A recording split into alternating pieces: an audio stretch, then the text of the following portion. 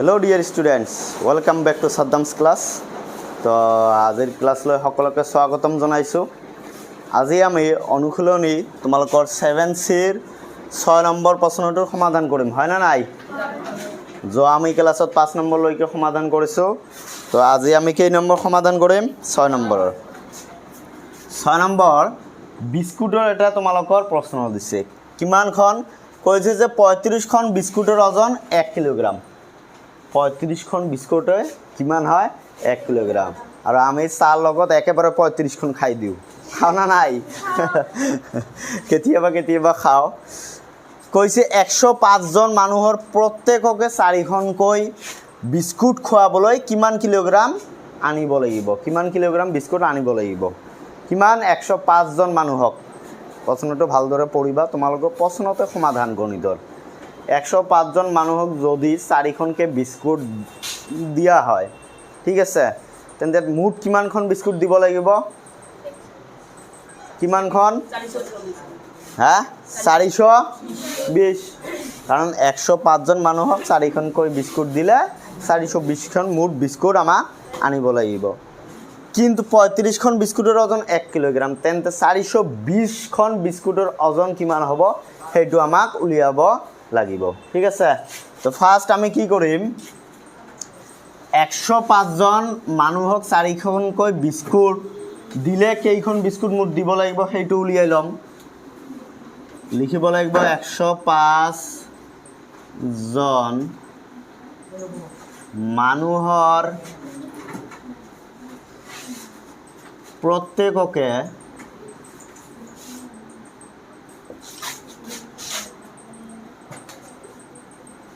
4খনকৈ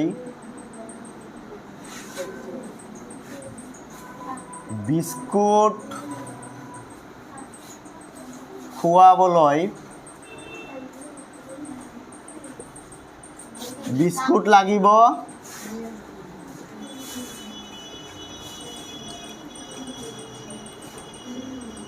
কিমানখন বিস্কুট লাগিব? 105 পূৰণ কি 4 হ'ব না নাই?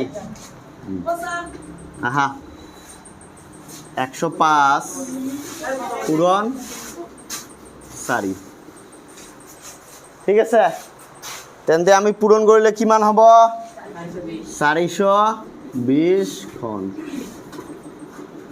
এতিয়া আমি বুজি পালোঁ যে আমাক মুঠতে 420খন বিস্কুট লাগিব। 35খন বিস্কুটৰ ওজন 1 কেজি, 420খন বিস্কুটৰ ওজন আমাক উলিয়াব লাগিব। তা লিখা হতে 35খন বিস্কুটৰ ওজন কিমান? 1 কিলোগ্ৰাম। হৈছে? এখন বিস্কুটৰ ওজন কিমান হ'ব তেন্তে? 1/35 কিলোগ্ৰাম। এতিয়া আমি মুঠ কেইখন বিস্কুট লাগে আমাক? 420খন। 105 জন মানুহক 4খনকৈ ভগাই দিলে আমাক কিমানখন লাগিব? টোটেল 420খন। তেন্তে 420খন বিস্কুটৰ ওজন 135, ঠিক আছে। 135 ইনটু কি হ'ব? 420, হয়নে নাই? তোমালোকে এইটো কটাকটি কৰিব লাগিব। 5 দি কৰা, 5 7 গুণ 35, 5 দি এইটো কৰিলে 5 8 গুণ 40, 5 4 গুণ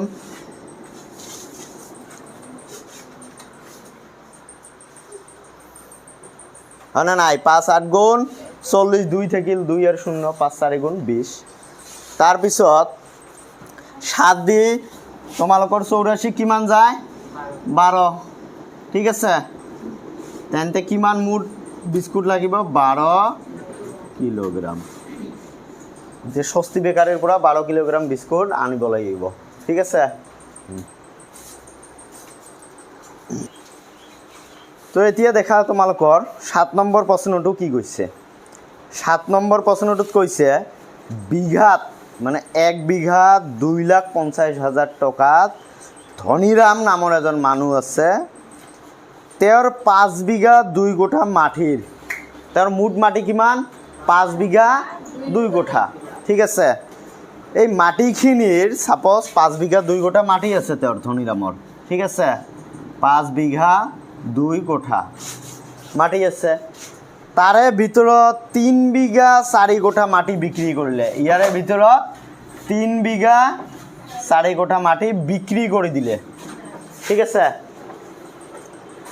বাকি থকা মাটিখিনিত 3 বিঘা 4 কোঠা মাটি যে বিক্ৰী কৰি দিলে বাকি যিখিনি মাটি থাকিল সেইখিনি মাটি ফিৰ আকৌ কি 3 লাখ টকা বিঘাত বিক্ৰী কৰিলে ঠিক আছে আটাইখিনি মাটি বিক্ৰী কৰি ধনিৰামে মুঠতে কিমান টকা পালে ধনিৰাম ফাৰ্ষ্ট কি কৰিলে 2,50,000 টকাত বিঘাত 2,50,000 টকাত বিক্ৰী কৰিলে তাৰে মুঠ মাটি আছিল কিমান 5 বিঘা 2 কোঠা তাৰে 3 বিঘা 4 কোঠা মাটি কিমান 2,50,000 বিক্ৰী কৰি দিলে আৰু বাকি যিখিনি মাটি আছিল তোমালোকৰ ধনিৰাম অলপ চালু হৈ গ'ল কব মানে এতিয়া অলপ বেছি দামত বিক্ৰী কৰিব সেই কাৰণে আৰু 50,000 টকা বেছি 3 লাখ টকাত বাকি থকা মাটিখিনি বিক্ৰী কৰিলে এতিয়া ধনিৰাম মুঠতে কিমান টকা পাই পকেটটো গৰম কৰিলে এইটো আমাক উলিয়াব দিছে বুজি পাইছা ধনিৰামে মাটি বিক্ৰী কৰি মুঠতে কিমান টকা পালে এতিয়া মাটিখিনি সেই টকাৰে কি কি কৰিব ঘৰ বনাব গাড়ী কিনিব হয় না এতিয়া দেখা তোমালোকে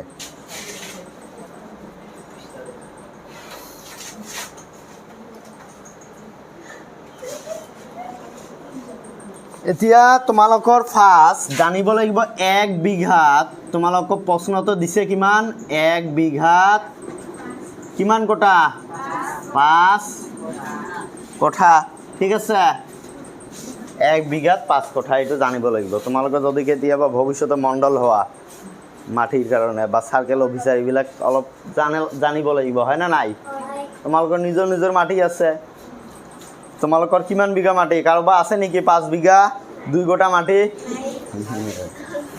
এতিয়া দেখা ধনিৰামৰ মুঠ মাটি আমাৰ কিমান আছে আমি এইটো লিখি লম ধনিৰামৰ নাম ধনী কাম ধনী না ধনিৰামৰ মুঠ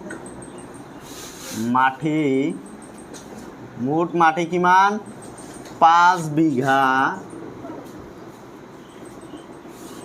কিমান কোটা 2 কোটা এতিয়া 5 বিঘাত 1 বিঘাত 5 কোটা হলে 5 বিঘাত কিমান কোঠা 5 × 5 হ'ব হয় না নাই 1 বিঘাত 5 কোটা হলে 5 বিঘাত 5 × 5 25 হ'ব আকৌ ফিৰ কি আছে 2 কোঠা হয় না নাই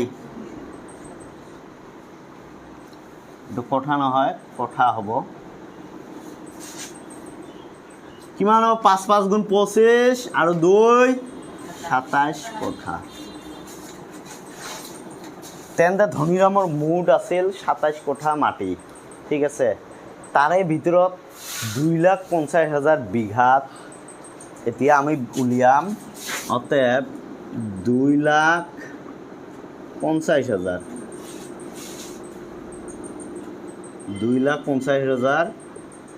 টকা বিঘাত ঠিক আছে 2,50,000 টকা বিঘাত কিমান মাটি বিক্ৰী কৰিলে সেইটো উলিয়াম কিমান মাটি বিক্ৰী কৰিলে 3 বিঘা 4 কোঠা 3 বিঘা 4 কোঠাত ঠিক আছে 3 বিঘা 4 কোঠাত কিমান কোঠা হ'ব মুঠ 19 কোঠা হয় না নাই 19 কোঠা এই 19 কোঠা মাটিটাও বিক্ৰী কৰিলে 1 বিঘা দাম মানে 5 কোটাৰ দাম কিমান তোমালোকৰ 5 কোটাৰ দাম 1 বিঘা মানে কি 5 কোটাৰ দাম 2,50,000 ঠিক আছে তো মুঠতে বিক্ৰী কৰিলে 19 কোঠা আমি এতিয়া লিখিম 5 কোঠা মাটিৰ মূল্য কিমান 2,50,000 টকা 1 কোঠা মাটিৰ আগত উলিয়াই ল'ম 1 কোঠা মাটিৰ মূল্য কিমান হ'ব কিমান 2,50,000 ডিভাইডেড বাই কি হ'ব 5 হয় না নাই এতিয়া আমাৰ ধনীৰামে মুঠ কিমান কোঠা মাটি বিক্ৰী কৰিলে 19 কোঠা তেন্তে আমি লিখিম 19 কোঠা মাটিৰ মূল্য কিমান হ'ব 2,50,000 ডিভাইডেড বাই 5 ইনটু কি হ'ব 19 5 দি যদি এইটুক কাটি দিওঁ হয় না নাই কাটিলে কি হ'ব 5 5 গুণ 25 আৰু কেইটা 0 1 2 3 4টা মানে 50,000 ইনটু কি হ'ব 19 এইটো পূৰণ কৰিলে কি হ'ব 19 লগত 5 পূৰণ কৰি দিয়া কিমান হয়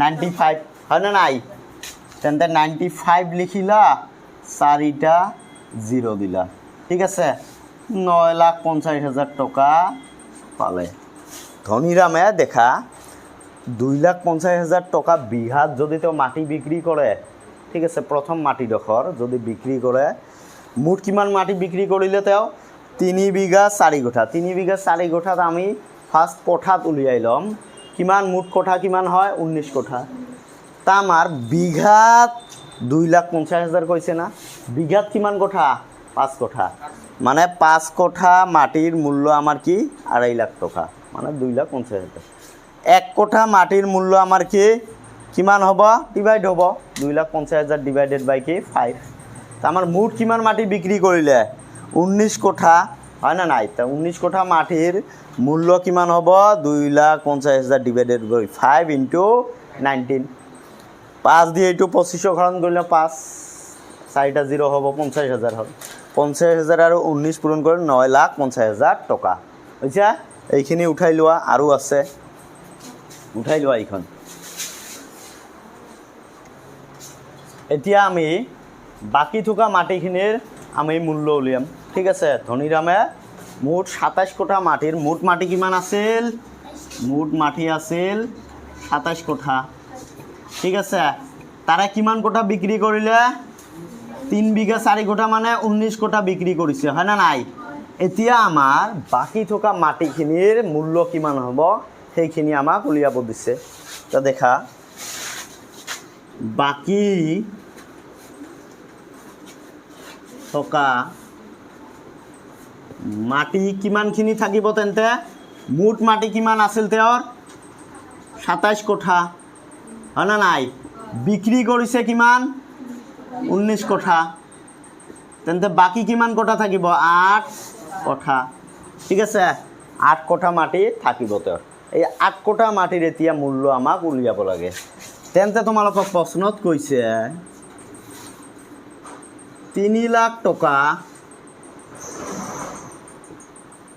বিঘাত যদি হয় ঠিক আছে এতিয়া 3 লাখ টকা বিঘাত উলিয়াম ঠিক আছে 1 বিঘাত কিমান কোঠা 5 কোঠা তা 5 কোঠা মানে বিঘায় হয় না নাই 5 কোঠা মাটিৰ মূল্য কিমান এইবাৰ 3 লাখ টকা আগৰবাৰ কিমান আছিল 2.5 লাখ টকা এইবাৰ 3 লাখ টকা এতিয়া 1 কোঠা মাটিৰ মূল্য আমি উলিয়াব হলে 3 লাখ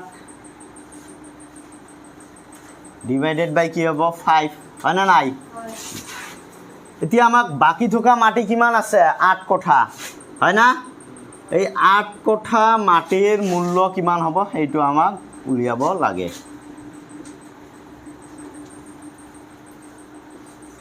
ইনটু 8 5 দিয়ে এইটো হৰণ কৰিলে কিমান হ'ব 6 60,000 হয় না নাই 60,000 ইনটু 8 6 8 গুণ 48 তেন্তে কিমান টকা হ'ল 4,80,000 টকা ঠিক আছে 4,80,000 টকা আগৰ বেছি মাটি বিক্ৰী কৰিছিল যে কিমান মাটি 19 কোঠা মাটি 2.5 লাখকে 2,50,000 এইবাৰ মাত্ৰ কিমান 8 কঠা মাটি 3 লাখ টকাত বিক্ৰী কৰিলে ঠিক আছে বিঘাত হৈছে এতিয়া তোমালোকে এইখিনি উঠাই লোৱা এতিয়া আকৌ আমাক লিখিব লাগিব মুঠতে তেওঁ কিমান টকা পালে মুঠতে টকা পালে অতএব দি লিখিবা মুঠতে ধনীৰাম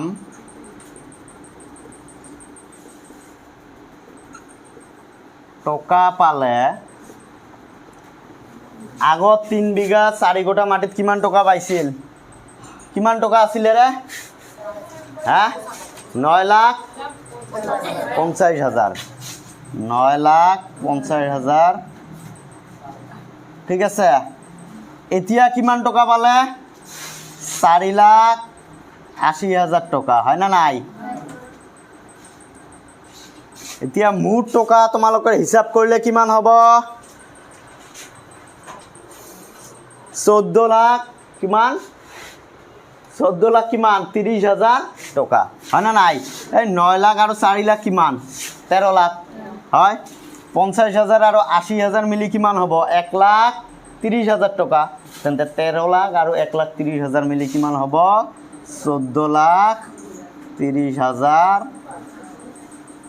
টকা ধনীৰাম বহুত ধনী হৈ গ'ল ৰে হয় না 14,30,000 টকা পালে ধনীৰামে এতিয়া তোমালোকে উঠাই লোৱা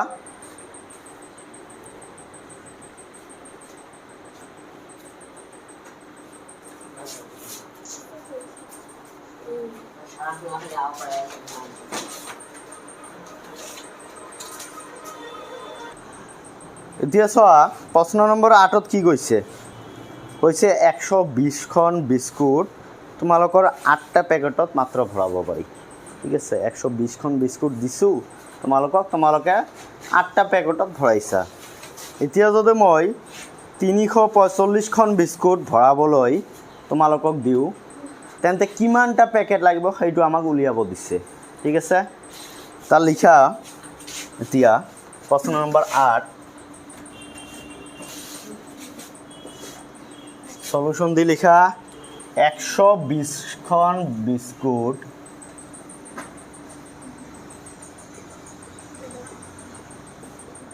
120খন বিস্কুট ভৰাব পাৰি কিমানটা পেকেটত ভৰাব পাৰি 8টা পেকেটত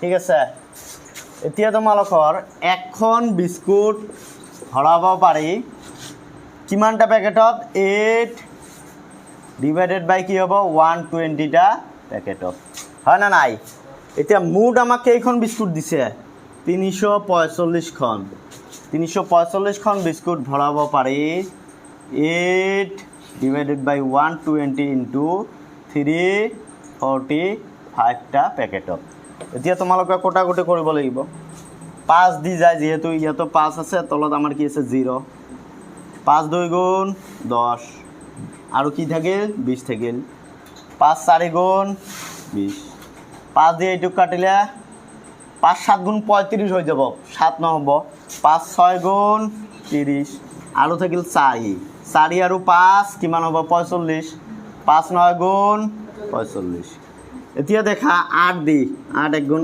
8 8 3 গুণ 24 ঠিক আছে এতিয়া 3 দি এইটুক যায় না যায় যায় 69 হক 3 2 গুণ 6 3 3 গুণ 9 এতিয়া আমাৰ থাকিল কিমান 23 ইনটু 1 কি হ'ব 23 টা পেকেট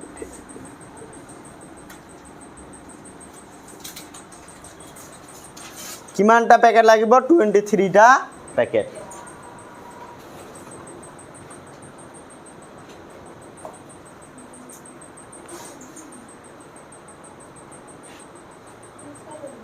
হৈছে উঠাই লোৱা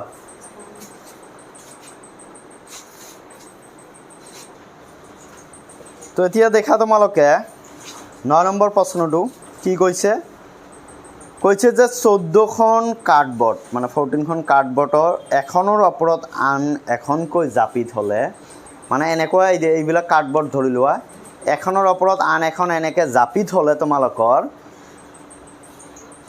উচ্চতা কিমান হ'ব 35 মিলিমিটাৰ গৈছে ঠিক আছে 35 মিলিমিটাৰ 14খন কাৰ্ডবৰ্ড তেন্তে যদি এনেকৈ 75 মিলিমিটাৰ হয় 75.5 মিলিমিটাৰটো নহয় চেণ্টিমিটাৰ দিছে কিতাপত 75.5 চেণ্টিমিটাৰ উচ্চতা যদি হয় এখনৰ ওপৰত আন এখনৰ ওপৰত আন এখন কাৰ্ডবৰ্ড থৈ তেন্তে মুঠতে কিমানখন কাৰ্ডবৰ্ডৰ দৰকাৰ হ'ব সেইটো আমাক উলিয়াব দিছে ঠিক আছে তো ফাৰ্ষ্ট আমাৰ মিলিমিটাৰ দিছে না 14খন কাৰ্ডবৰ্ড আমাৰ যদি থওঁ আমাৰ কিমান 35 মিলিমিটাৰ হয় 75.5 চেণ্টিমিটাৰ উচ্চতা পাবলৈ হ'লে আমি এই উচ্চতাটো চেণ্টিমিটাৰৰ পৰা মিলিমিটাৰত ল'ম ঠিক আছে আমি জানো কি জানো 1 চেণ্টিমিটাৰত কিমান মিলিমিটাৰ 10 মিলিমিটাৰ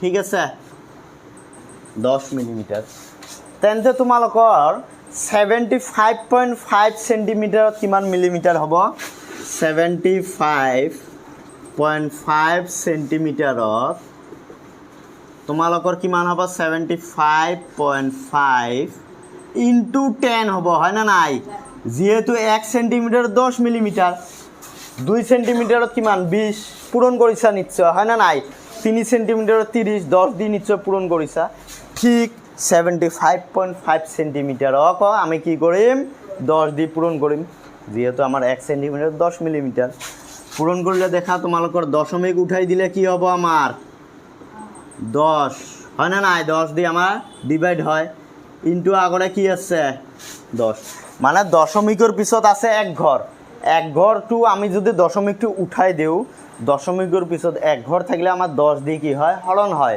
ভাগ হয় তোমালোকে নিশ্চয় পাইছা 10 দিয়ে এইটো কাটিলে 1 হয় না নাই তেন্তে 755 ইনটু 1 কি হ'ব 755 মিলিমিটাৰ হৈছে মানে 75.5 চেণ্টিমিটাৰত 755 মিলিমিটাৰ এতিয়া আমি মেইন প্ৰশ্নলৈ আকৌ ঘূৰি যাম কৈছে যে আমি 35 মিলিমিটাৰ উচ্চতাৰ কাৰ্ডবৰ্ড তোমালোকৰ থ'লে কিমানখন কাৰ্ডবৰ্ড লাগিব 14খন হয় না নাই প্ৰশ্নত কৈছে যদি উচ্চতা আমাৰ 75.5 চেণ্টিমিটাৰ হয় তেন্তে কিমানখন কাৰ্ডবৰ্ড লাগিব তা লিখা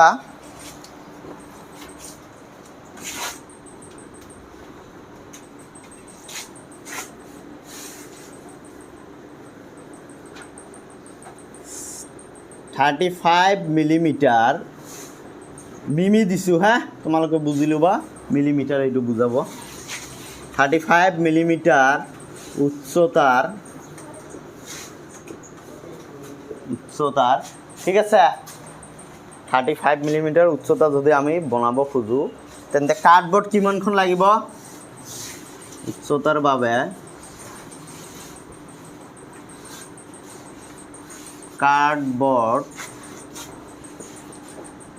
কাৰ্ডবৰ্ড কেইখন লাগিব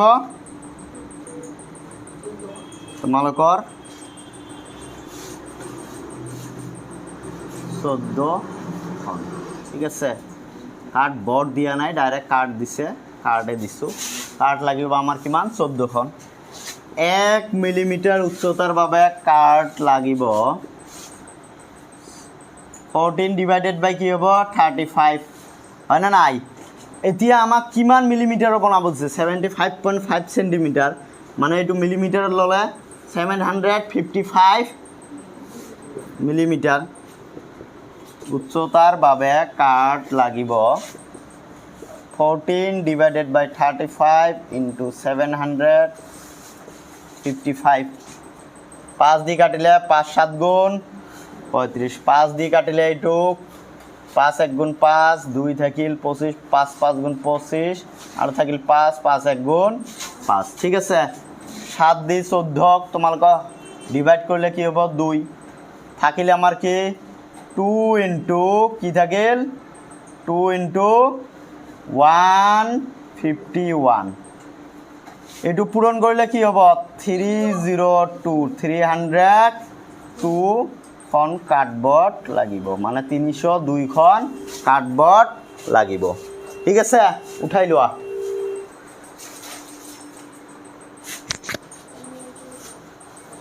তো ষ্টুডেণ্টছ, এতিয়া দেখা তোমালোকৰ 10 নম্বৰ প্ৰশ্নটো কি কৈছে। কৈছে যে 2 ডজন কণীৰ দাম কিমান? 132 টকা। ঠিক আছে, 45টা কণীৰ দাম কিমান হ'ব? কণী খোৱা তোমালোকে? হা, তো 2 ডজন কণী তোমালোকৰ বজাৰত বিক্ৰী কৰি আছে মানুহবিলাকে। কৈছে যে 132 টকা। এতিয়া তোমাক লাগে কিমান? 45টা কণী। ঠিক আছে, এতিয়া 45টা কণী তোমালোকে কিনিব হ'লে কিমান টকা দিব লাগিব সেইটো আমি উলিয়াম। ঠিক আছে, লিখা। ফাৰ্ষ্ট আমাক জানিব লাগিব 1 ডজনত কিমানটা? 1 ডজনত 12টা, হয় না নাই? 2 ডজনত কিমানটা হ'ব? 24টা। 12 2 গুণ 24টা। এতিয়া তোমালোকক প্ৰশ্নত কৈছে এই 2 ডজন মানে কি? 24টা কণীৰ দাম। তোমালোকে এইফালে ছাইডত লিখিবও পাৰা। 24টা মানে 2 ডজন, যিহেতু আমাৰ প্ৰশ্নত ডজনত দিছে। ঠিক আছে, 24টা কণীৰ দাম কিমান দিছে? 132 টকা। ঠিক আছে, এতিয়া একটা কণীৰ আগত দাম আমি উলিয়াই ল'ম। একটা কণীৰ দাম 132 ডিভাইডেড বাই কি হ'ব? 24। আমাক মুঠতে কিমানটা আমাক কণী উলিয়াব দিছে? দাম 45টা কণীৰ।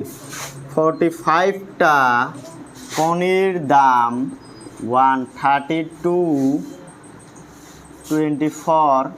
ঠিক আছে, ইনটু কি হ'ব? 45 হৈছে। এইটো আমি কটাকটি কৰিম। ঠিক আছে, এতিয়া দেখা তোমালোকৰ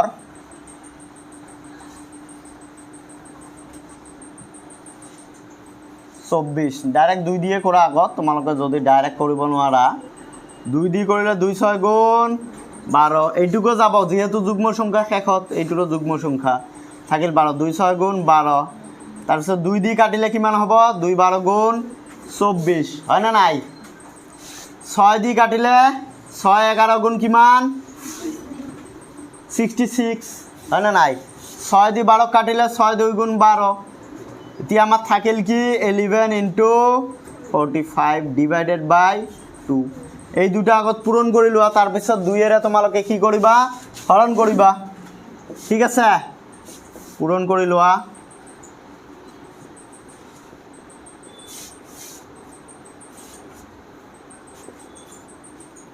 $495 হয়। ঠিক আছে, 11 আৰু তোমালোকৰ 45 পূৰণ কৰিলে 495। এইটোক আমি যদি 2 দি ডিভাইড কৰোঁ, 495ক 2ৰে তোমালোকে ডিভাইড কৰিলে 2 2 গুণ 4 9 2 4 গুণ 8 1 আৰু 5 থাকিল, হয় না নাই? ঠিক আছে, বুজি পাইছা? 2 7 গুণ কিমান? 14 থাকিল 1। এতিয়া 2ক তো 1ৰে হৰণ নাযায়, আমি কি ল'ম? দশমিক ল'ম। 2 5 গুণ 10 মিলি গ'ল না নাই? তেন্তে আমাৰ উত্তৰ হ'ব কিমান?